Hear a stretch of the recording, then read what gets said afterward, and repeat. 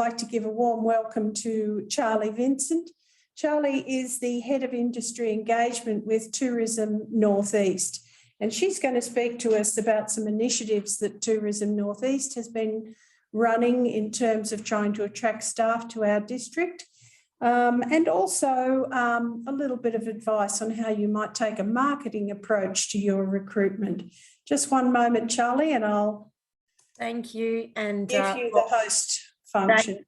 Thanks, Sally. While you're moving that over, I might just take this opportunity to say thank you for having us speak tonight. It's been really informative actually to sit and listen to the other speakers, and coming at it from a tourism focused perspective. It's just fantastic to hear some of the other initiatives and programs that are out there that I had no idea about. And I'll also just share that I'm recovering from COVID from last week. So I'm still struggling to get my voice back. So hopefully you can all hear me okay.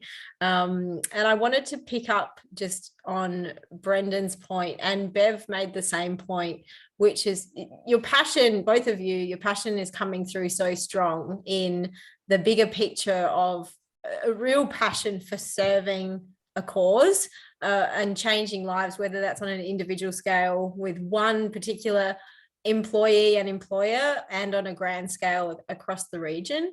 A little bit of background from me. Many years ago, I was the centre manager in Adelaide for the ice skating rink facility there.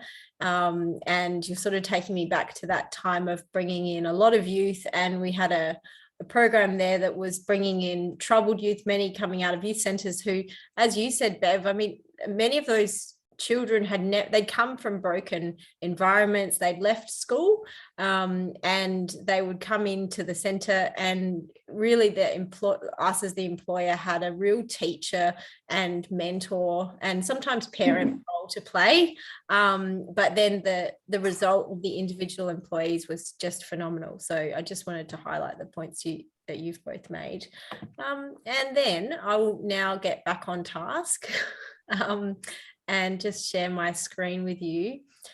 So stepping with a focus on tourism in our region, I wanted to talk very briefly, and I'll keep it light because I know I'm the last speaker, on the High Country Jobs program that was a pilot program that ran at the end of last year, facilitated by Tourism Northeast, and some of the insights and learnings from that program and where to from here, as well as touch on taking a marketing approach to recruitment across the board.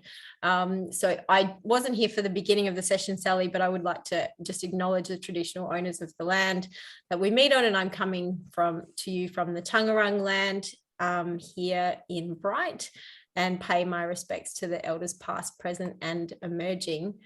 So just very quickly to recap the problem from a fairly broad perspective. As we all most likely know, the pandemic and the international border closures has led to many challenges, including the fact that we don't have international workers and guests as well up until very recently, which has led to major staffing challenges. We've also had a mass exodus of staff throughout the prolonged lockdown periods, and seen a really high number of individuals who've either just left hospitality, left tourism industries for good, or just moved location because they couldn't sustain consistent work. We're also most likely all aware of the housing crisis across the region, which I won't go into detail, but that is playing a mammoth factor in our staffing shortages, which is certainly a nationwide challenge. And I've sat in on many phone calls and meetings kind of trying to tackle this very wicked problem. Certainly it's a consensus that the tourism regions like ours are some of the hardest hit, which is why it's so critical that we tackle this challenge, and that tackling it, as we've sort of heard tonight from the really broad range of speakers and programs and initiatives out there, is certainly a statewide challenge, with so many stakeholders and so many areas working on it, playing their own part. And if anything, it's fantastic to see Indigo Shire bringing us together for this presentation. So just to recap what the High Country Jobs pilot project was. So it ran in November last year for approximately 4 weeks. And We Tourism Northeast engaged a Melbourne-based social media marketing agency to drive a very much marketing-focused initiative that we called the High Country Jobs. And there has been similar initiatives that have run in other tourism regions in Victoria and interstate, which we can discuss later for anyone who's interested. So ours was High Country Jobs, and the program aimed at testing the impact of raising awareness of high country job opportunities for locally based positions. So what we were asking, fairly simple process, asking employers to submit their jobs, including any accommodation information, on the Tourism Northeast website. And then those jobs were advertised through social media platforms and through a paid media and marketing spend. And we were successful in getting over 100 jobs submitted to the program pretty quickly and advertised. And just a little bit of granular detail on the marketing, which I'll bring up. So it was a $20,000 marketing spend over 4 weeks to promote those jobs, which generated a number of, quite a good number of individual organic pieces of PR, and also the digital marketing campaign, which was had a reach of over 100,000 people, which was quite targeted. And the cost per clicks are actually quite acceptable in terms of sort of digital results there. Probably the most interesting part to sort of dwell on in terms of the actual pilot program were the insights. So the top performing ads were definitely job specific, and the 3 best performing locations were 2 resorts, so Falls Creek and Mount Buller, as well as Beechworth, which is really positive to see. And the top performing headlines were Live Where You Want to Holiday. So it's important to note it was quite a cluttered market. So we saw somewhat less reaction than we would have hoped. So one of the examples of the other campaigns running in direct competition at the time was Work in Paradise, put out by Queensland. So competing probably for the same target audience, right at the same time. However, despite that, there was a fairly strong reception of the initiative, as well as an appetite for the operators to engage in a program in the future, which is good. So I just wanted to touch on, before we jump into questions, touch on kind of a marketing approach to recruitment, and attracting the right people who want to love where they work.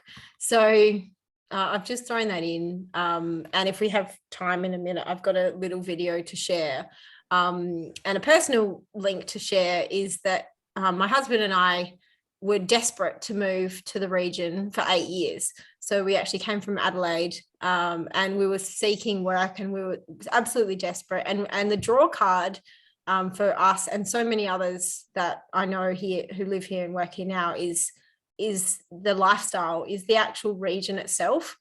And so it's probably something we all already know, but a reminder of, it's not just about advertising a job.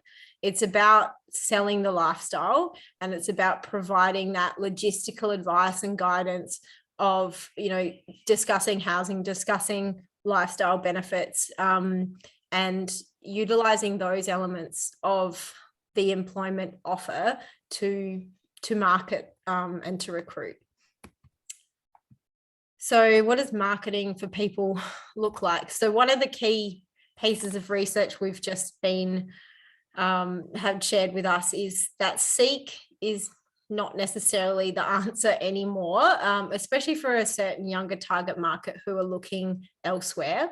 So it's not to say throw it out, you know, we shouldn't be putting jobs on Seek. We absolutely do need to, but the social media and other channels, creating sites like the initiative with Tourism Northeast or other industry and recruitment sites there's a trend that is more where individuals are going to look for work as opposed to the standard Seek and Career One searches.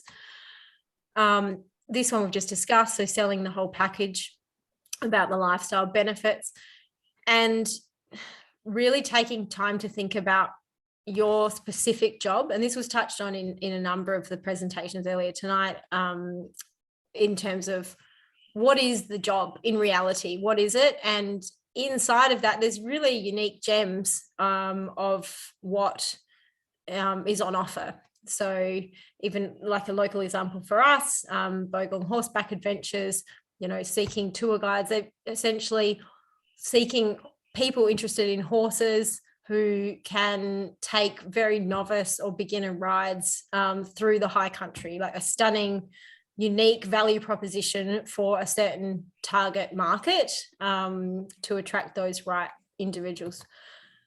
So targeting, making sure your campaigns for recruitment are quite targeted. So having a real think about who do we want and how can we communicate with them? How can we reach them effectively? So thinking about ideal employees for your specific business and like age, where they're coming from, what their skill sets are, and then reverse engineering it by digging into what their communication channels are, so that you can deliver quite a targeted campaign. That was my summary of those two areas. I'd love to, suppose, just open it up, Sally, for any specific questions on any of that. And if not, I can jump to the video. Thanks so much, Charlie. Yes, look, one question I would have in regard to the High Country Jobs campaign, did employers find some success out of that? Were there many matches made? And did we have, positions being filled through that campaign? Yeah, very good question. I believe there was a 30% match rate. So 100 jobs, which I'm not going to make comment on whether that's good in terms of finding some success, but it's still, we're talking quite low numbers for, like you just referenced, 200 people seeking work and many, many more job opportunities out there across the region trying to be matched up. We are, actually, I missed a slide in here, but I'll just speak to it. From here, there's certainly a learning, which is taking everything all of the insights and developing a version 2, which will be a go-to-market, highly detailed campaign focused on a toolkit for employees and potential employers, all housed in a website that we're working with a number of stakeholders on putting together. I was briefed not to go into detail yet because it's not ready for market, but that's the project that's coming, that's been born out of this pilot project. Excellent. Oh, it's great to hear there's more work to be done and more opportunities to resolve some of these staffing issues for business. We have a couple of minutes if your video is brief. Yeah. How do I get to it? Yep, just let's test my tech skills here. Want that out of the way. Oh yeah, hold on. Brand story. Sure. Now, can you guys see my little brand? Yes. Yeah, great.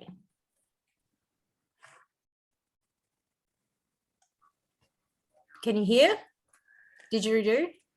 No, we cannot. I wonder how we get the sound. This was the issue. That's interesting, isn't it? I'll share the link. Is Oh, is it kicked in? We've got it. Well done. All right. Glow. Wing ever bright.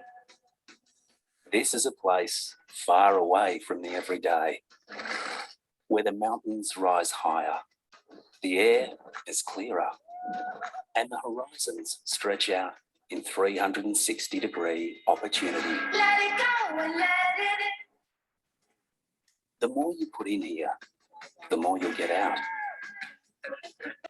Whether it's cycling new trails or trying alpine-inspired craft ales, braving the ghost of Ned Kelly and his despicable tall tales, rethinking art perspectives on silos or galleries, trying wines of new kinds in rustic villages or world-class valleys. One road to take. One life to live. One road to take. One life to live. I feel the changes. I feel the changes. The opportunities to grow are as limitless as our horizons. One road to take, one life to live. We are Victoria's high country.